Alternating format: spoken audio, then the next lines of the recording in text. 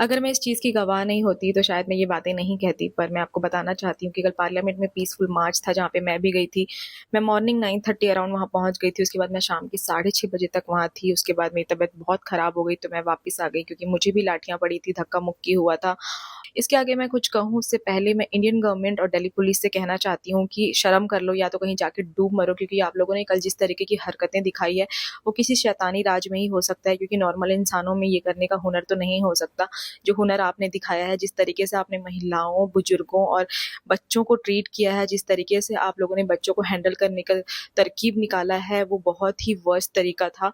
उससे वर्स्ट मुझे नहीं लगता और कुछ हो सकता है। आप यूथ को इस देश की पावर कहते हैं, उसके बाद उसी यूथ को सड़कों पे उतार के मारते हैं। सड़क पे उतरने की नौबत भी सिर्फ़ इसलिए आई क्योंकि सरकार की तरफ से कोई जवाबदेही नहीं आ रहा था। सरकार इन चीज़ों की रिस्पॉन्सिबिलिटी नहीं ले रही थी, इन चीज़ों पर बातें नहीं कर रही थी, इनको सीरियसनेस नहीं दिखा रही थी। तब जाके बच्चों ने इस धरने पे उतरने का निर्णय लिया।